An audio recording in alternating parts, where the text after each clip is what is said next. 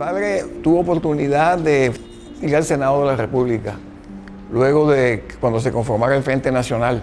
Entonces, en esa ocasión, las directivas nacionales del Partido Liberal, porque yo era liberal, escogieron en Colombia personalidades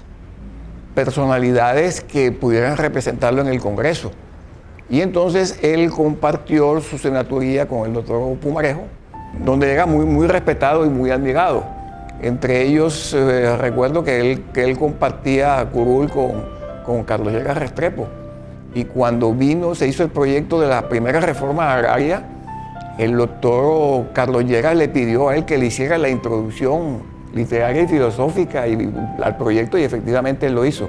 Y también tiene algunas memorias que escribió él sobre ese periodo tan importante de la política y de la vida colombiana.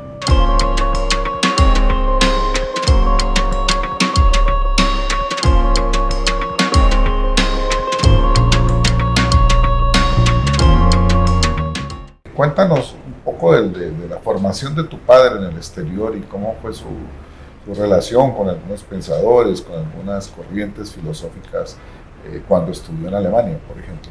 Bueno, él digamos, se inició aquí en la ciudad de Barranquilla, inicialmente aprendiendo de su cuenta el idioma alemán, que siempre le llamó la atención por la filosofía, especialmente por la filosofía kantiana y de los filósofos y otros escritores alemanes de la época. Ahí se inició él realmente, lo hizo de una forma, digámoslo, autodidáctica. Luego tuvo la oportunidad también de obtener muchos libros acá en la ciudad. Parece increíble eso, pero siempre a través de los barcos. Llegaban barcos y llegaban libros, e incluso se hablaba de algunos libreros que asomaban por la ciudad y promocionaban los libros. Y de ahí comenzó, digamos, él a constituir su biblioteca, que tuvo varios miles de ejemplares y que están en la mayoría en la Universidad del Atlántico. Y luego de eso, pues, digamos, razones personales de sus padres, tuvo que emigrar a Nueva York, en donde vivió un par de años. Allá siguió adquiriendo libros. Y luego, más adelante, cuando algunos negocios familiares inicialmente los requirieron en Europa, entonces fue cuando él aprovechó las dos cosas, ¿no? Aprovechó las dos cosas y se dedicó a estudiar y a viajar. Él tuvo oportunidad de hacer estudios en Alemania y en Francia en materia filosófica, y desde luego aprovechó esa década del 20 y parte del 30 para viajar casi que, digamos, por medio mundo. España, Inglaterra, Francia, Alemania, Italia, Grecia. Viajó a Egipto, y todo eso pues enriqueció su conocimiento, porque él fue un hombre que básicamente dedicó su vida al estudio y a la información. Acá tenemos, bueno, en primer lugar, una muestra fotográfica del archivo, que hay unas distintas imágenes en algunos momentos particulares. Por ejemplo, estas que están aquí corresponden al periplo que hiciera Blanco y del que dio cuenta en unas crónicas que fueron publicadas en la revista Universidad de Medellín, de París, Egipto a Palestina. Esto fue un periplo que él hizo y que sirvió también como complemento para poder dar cuenta de parte de su proyecto filosófico de construcción de un sistema metafísico sobre el entendido de que había que indagar primero por la génesis de una cultura para poder entender a los filósofos y para poder entender cómo ellos son producto de un contexto particular, y de esa manera luego él seguir construyendo. Acá una foto del joven Blanco, más o menos a los 17 años, 17 y 19 años, otra ya un poco más maduro, y acá ya Blanco en su senectud.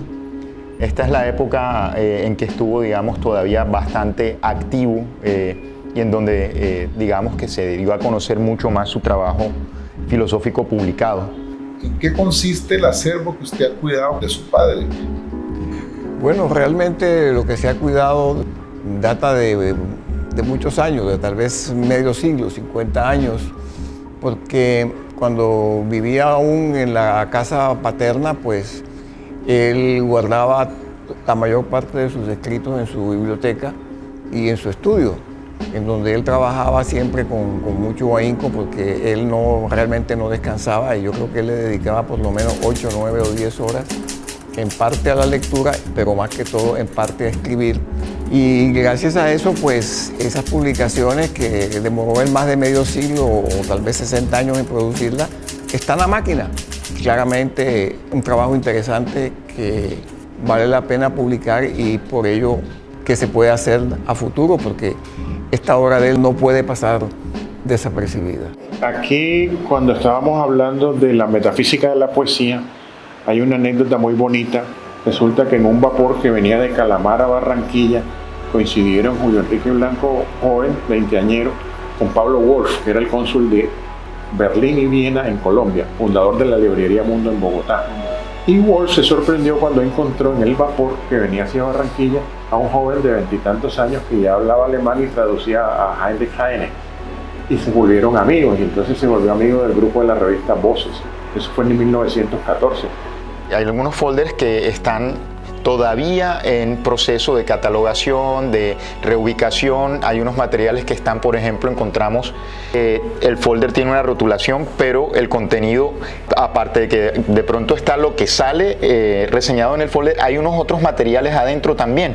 Entonces todo esto es parte del proceso que estamos llevando a cabo. Hay allí también unos recortes de su estancia en París, como por ejemplo cuando veía conferencias de Rudolf Carnap y de todo el contexto de la filosofía de la ciencia de los años 30.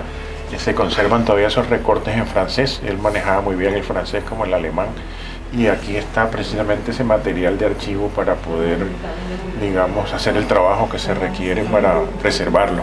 De los amigos intelectuales de su padre, tanto aquí en Barranquilla como en Bogotá, ¿a quiénes podría usted destacarnos? Bueno, a Luis López de Mesa,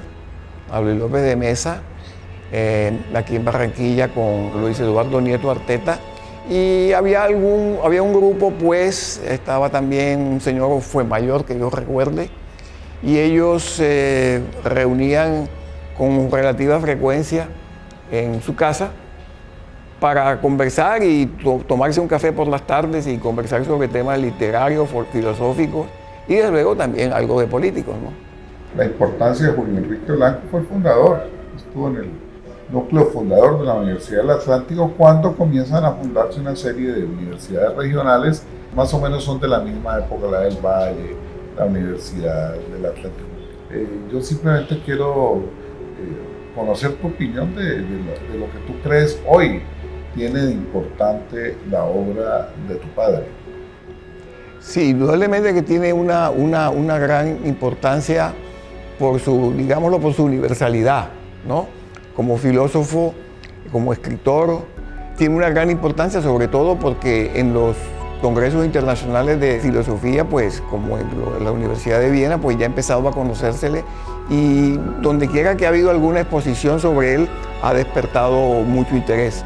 De manera que su obra es no solamente extensa, sino muy compleja, y tiene variedad de temas en el campo filosófico y metafísico.